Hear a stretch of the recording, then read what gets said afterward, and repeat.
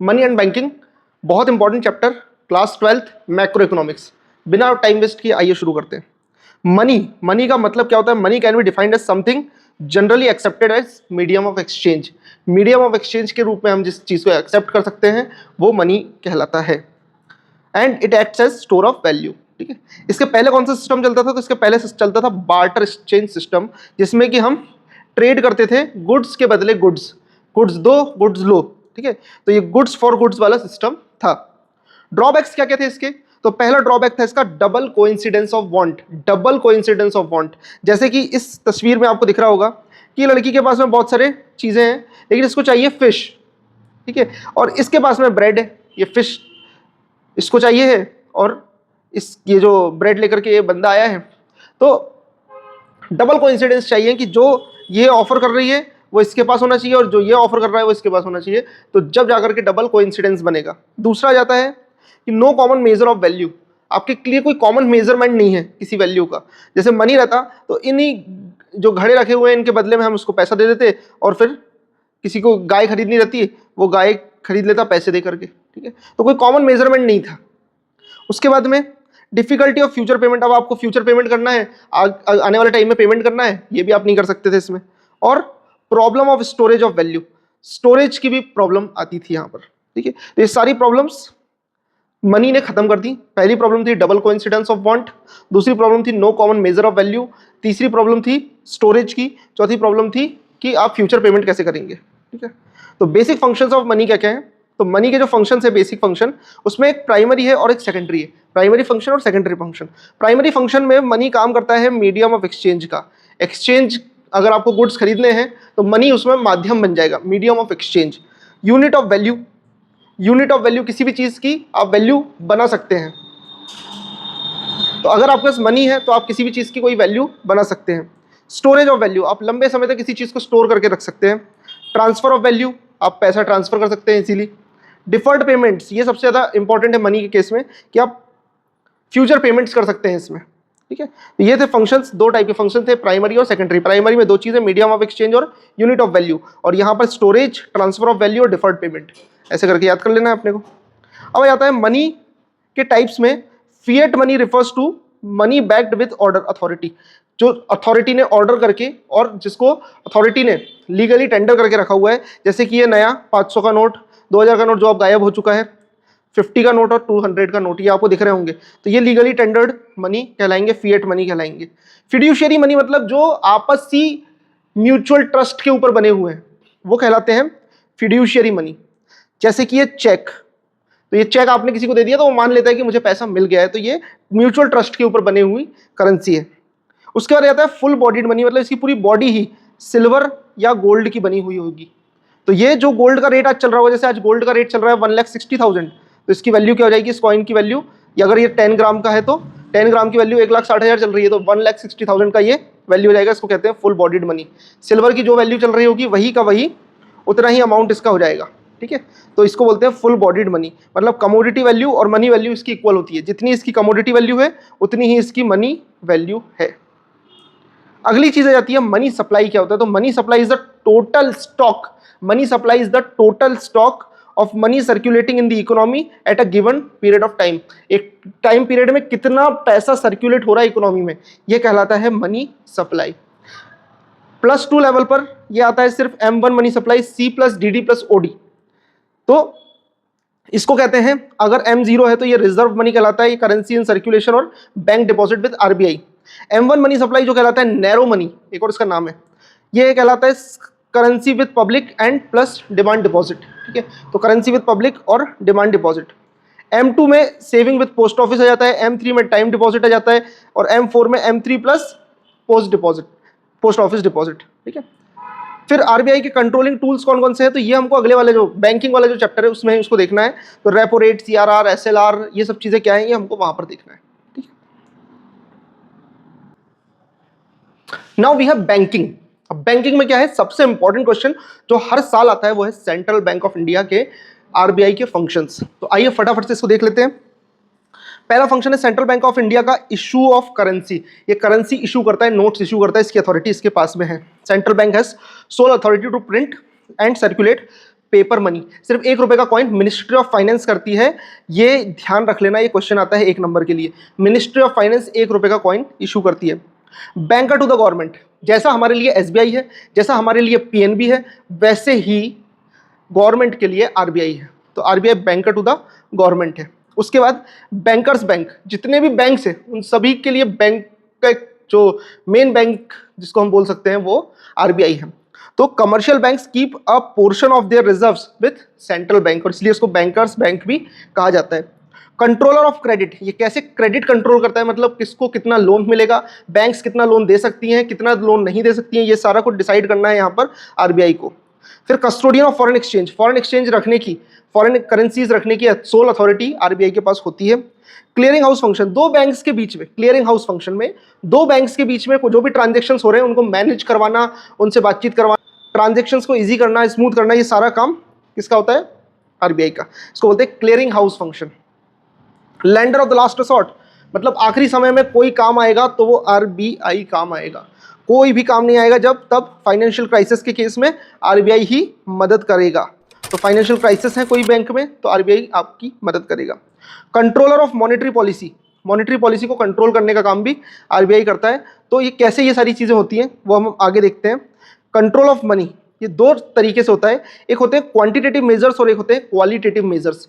Quantitative measures और qualitative measures. Quantitative measures में आते हैं bank rate, repo rate, reverse repo rate, CRR, SLR, open market operation. अब इसको क्वांटिटेटिव इंस्ट्रूमेंट्स क्यों बोलते हैं, क्योंकि ये पूरी इकोनॉमी पर ये असर डालते हैं अपना। और क्वालिटेटिव इनको क्यों बोलते हैं, क्योंकि ये स्पेसिफिक लोगों के ऊपर असर डालते हैं। अभी देख लेते हैं कि बैंक रेट क्या होता है, रेपो रेट क्या होता है। तो जो बैंक रेट होता है और रेपो रेट, इसको आप एक ही जैसा मान सकते हैं, बैंक रेट और रेपो रेट को। होता क्या है कि मान लीजिए ये है अपनी commercial bank, let's suppose SBI, ठीक है, और ये है हमारी आरबीआई, ठीक है। अब क्या हुआ, कमर्शियल बैंक ने आरबीआई से लिया लोन, उसके ऊपर देना है उसको इंटरेस्ट। इसी इंटरेस्ट को बोलते हैं रेपो रेट या बैंक रेट। इसी इंटरेस्ट को बोलते हैं रेपो रेट या बैंक रेट। बैंक रेट और रेपो रेट में क्या डिफरेंस है, पहले तो ये समझ लेते हैं बैंक रेट क्या है या रेपो रेट क्या है। तो बैंक ने आरबीआई से लोन लिया, उसके ऊपर उसको देना है इंटरेस्ट, इसी इंटरेस्ट रेट को बैंक रेट या रेपो रेट कहते हैं, ठीक है। इतनी बात अपने को समझ में आ गई। अब क्या है आगे कि बैंक रेट और रेपो रेट में क्या डिफरेंस है। तो रेपो रेट जो है वो है शॉर्ट टर्म के लिए और बैंक रेट है लॉन्ग टर्म के लिए, पहली डिफरेंस। दूसरा डिफरेंस क्या जाएगा इसमें कि जो रेपो रेट है वो उसमें आपको सिक्योरिटी रखनी पड़ेगी, कुछ ना कुछ सिक्योरिटी रखनी पड़ेगी, यहाँ पे नो सिक्योरिटी रिक्वायर्ड, ठीक है।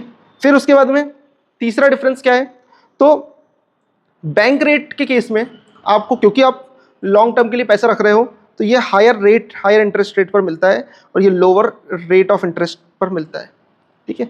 तो बैंक रेट और रेपो रेट दोनों सेम है। डिफरेंस क्या है, बैंक रेट है लॉन्ग टर्म के लिए, रेपो रेट है शॉर्ट टर्म के लिए। बैंक रेट में कोई कोलेट्रल रखने की जरूरत नहीं है, रेपो रेट में कोलेट्रल सिक्योरिटी रखनी पड़ती है। उसके बाद में यहाँ पर हायर इंटरेस्ट रेट है बैंक रेट के केस में और यहाँ पर लोअर रेट ऑफ इंटरेस्ट है। किसमें, is the rate of interest at which RBI lends money to commercial bank without collateral security. Bank rate में बिना कोलेट्रल सिक्योरिटी के आप पैसा आरबीआई लोन ले सकते हैं आरबीआई से, ठीक है। और इसलिए यहाँ पर इंस्टेंट लोन रिक्वायरमेंट पूरी हो जाती है, लेकिन ये लॉन्ग टर्म के लिए रहता है और मैंने डिफरेंस बताया कि हायर इंटरेस्ट रेट पर मिलता है। On the other hand repo rate में क्या होता है, रेपो रेट में आपको गवर्नमेंट सिक्योरिटीज आरबीआई के पास रखनी पड़ती है, इसका दूसरा नाम है रीपर्चेज ऑप्शन, ठीक है। रिवर्स रेपो रेट, इस केस में क्या होता है, कमर्शियल बैंक अपना डिपॉजिट आरबीआई के पास रखती हैं और जो वो डिपॉजिट आरबीआई के पास रखती हैं, रिवर्स रेपो रेट के केस में is the rate of interest at which RBI accepts deposit from commercial bank. तो इनके पास जो एक्स्ट्रा पैसा होता है वो रख देती है किसके पास, आरबीआई के पास, उसके ऊपर इंटरेस्ट इनको मिलता है। तो जो इंटरेस्ट इनको मिलता है कमर्शियल बैंक को डिपॉजिट रखने के बदले में, डिपॉजिट के बदले में जो इंटरेस्ट मिलता है वो कहलाता है रिवर्स रेपो रेट। उसके बाद आते हैं हम सीआरआर, कैश रिजर्व रेशियो। ये क्या है, एक सुविधा है। Cash reserve ratio refers to the minimum percentage of banks total deposit required to be kept with RBI. तो कैश रिजर्व रेशियो में क्या होता है कि जो भी टोटल डिपॉजिट आता है बैंक के पास में, उसका कुछ हिस्सा 3-4% उसको आरबीआई के पास रखना पड़ता है, ये कहलाता है cash reserve ratio, CRR. SLR क्या होता है फिर, तो एसएलआर है कैश, गोल्ड, सिक्योरिटीज के फॉर्मेट में आप खुद के पास पैसा रख लो तो statutory liquidity ratio refers to the percentage of assets which required to be maintained in the form of cash, gold और unencumbered securities। ऐसी सिक्योरिटी जो रिस्क फ्री हैं, अनएनकम्बर्ड मतलब रिस्क फ्री सिक्योरिटीज। तो risk free securities, gold, cash, ये खुद के पास रखो ताकि कभी जरूरत पड़े तो आप पैसा यूज कर सकते हो उसका। ये लगभग 18% के आसपास चलता है, वो CRR जो है वो लगभग 4% के आसपास चलता है। तो ऐसा टोटल मिलाएंगे तो 22% तो बैंक के पास में ही है, 22% CRR के रूप में RBI के पास रख दिया बैंक ने, और लगभग 18% खुद के पास में रख लिया in the form of cash, gold, securities, right. उसके बाद में जाते हैं open market, purchase and sale of government securities in stock market. तो ये कहलाता है ओपन मार्केट ऑपरेशन। यहां पर सेल परचेज करते हैं, कब खरीदते हैं तो जब money goes into banking system और लिक्विडिटी अगर बढ़ने लग जाती है तो सिक्योरिटीज खरीद लेते हैं और पैसा मार्केट में डाल देते हैं। दूसरी तरफ RBI सेल करती है सिक्योरिटीज जब उसको बैंक को पैसे की जरूरत होती है तो वो सिक्योरिटी बेचती है और पैसा बाहर खींच लेती है, मार्केट से अंदर ले लेती है, ठीक है। उसके बाद में हम जाते हैं क्वालिटेटिव इंस्ट्रूमेंट्स। क्वालिटेटिव इंस्ट्रूमेंट्स ये होता है, पहला है मॉरल सुएजन। मॉरल सुएजन के केस में क्या होता है कि एक rendering and advice to the commercial bank कि भाई हमारे हिसाब से ऐसा ऐसा काम कर लो, लोन देना चाहिए, लोन नहीं देना है, लोन को क्या करना है क्या नहीं करना है, बैंक्स को किस तरीके से फंक्शन करना है, ये सब कुछ सिखाते हैं यहाँ पर RBI कमर्शियल बैंक्स को। ये असर सिर्फ बैंक्स के ऊपर डालता है, इसलिए इसको क्वालिटेटिव इंस्ट्रूमेंट में रखा है। क्वांटिटी में सबके ऊपर इंपैक्ट आएगा, क्वालिटी में सिर्फ उनके ऊपर आएगा जिनके ऊपर इंपैक्ट लाना चाहते हैं गवर्नमेंट या RBI। अगला आता है रेशनिंग ऑफ क्रेडिट। अब होता क्या है, इंडस्ट्रीज हो गया, एग्रीकल्चर हो गया, होम लोन हो गए, तो रेशनिंग ऑफ क्रेडिट को क्या करना पड़ता है, क्रेडिट कोटा डिसाइड करती है RBI कि भाई इन लोगों को आप 40% से ज्यादा नहीं दोगे, इनको आप 30% से ज्यादा नहीं दोगे। इससे क्या होगा कि कुछ जो ऐसे सेक्टर्स हैं या जो ऐसे जगह हैं जहां पर लोन मिलना चाहिए या क्रेडिट मिलना चाहिए और वहां पर क्रेडिट नहीं मिलता है तो वहां पर क्रेडिट मिलने लग जाएगा ऐसे केसेस में, ठीक है। तो क्रेडिट कोटा डिसाइड हो जाएगा। Rationing of credit refers two fixation of credit Kota for different business activities. तो अलग अलग उसके लिए कोटा डिसाइड कर देते हैं कि भाई इनको 40% से ज्यादा नहीं देना है, इनको 30 से ज्यादा नहीं देना है, तो जो बचेगा वो बाकी लोगों को मिलेगा फिर लोन, तो सबको लोन मिल जाएगा। मार्जिन रिक्वायरमेंट, तो जितने का वैल्यू ग्रांट हो रहा है लोन का तो सिक्योरिटी की वैल्यू जो है वो हमेशा ज़्यादा रहेगी। जैसे अगर आप सिक्योरिटी रखते हो 10 लाख की तो आपको लोन 8 लाख का ही मिलेगा। इस तरीके से होता है मार्जिन रिक्वायरमेंट, ताकि इस मार्जिन रिक्वायरमेंट से क्या होगा कि आपकी, जैसे मान लीजिए कि आप लोन लेने गए बैंक से, अब आपने उसके लिए सिक्योरिटी रखी, आपकी प्रॉपर्टी 1 करोड़ की है, बैंक ने आपको 1 करोड़ लोन दे दिया, आपने डिफॉल्ट कर दिया तो वो बैंक को रिकवरी बड़ी मुश्किल हो जाती है इंटरेस्ट के अमाउंट की। तो ताकि वो इंटरेस्ट और बाकी चीज़ों का अमाउंट रिकवर कर सके इसलिए मार्जिन रिक्वायरमेंट लेकर के आए। Margin requirement refers to the difference in the current value of security and value of loan granted. Loan जो ग्रांट किया उसकी वैल्यू और सिक्योरिटी की वैल्यू दोनों में डिफरेंस होता है, उसको बोलते हैं मार्जिन रिक्वायरमेंट, ठीक है। ये सारे इंस्ट्रूमेंट्स हैं। अब मैं आपको एक ट्रिक बता रहा हूँ छोटी सी, कि अगर इन्फ्लेशन का केस है, किसका केस है, इन्फ्लेशन का केस है, इन्फ्लेशन के केस में क्या करना है, ये सबको बढ़ा दो, bank rate, repo rate, reverse repo rate, CRR, SLR, सब कुछ बढ़ा दो इन्फ्लेशन के केस में। अब इन्फ्लेशन के केस में पैसा बाहर खींचना होता है तो सिक्योरिटी को सेल करो इन्फ्लेशन में, ठीक है। अब अगर डिफ्लेशन का केस है तो उसमें क्या करेंगे, मतलब सस्ताई का टाइम आ रहा है तो ये सब कुछ कम कर दो। अगर डिफ्लेशन का केस है तो सब कुछ कम कर दो और बाय कर लो। तो बहुत छोटी सी ट्रिक है, याद रखना।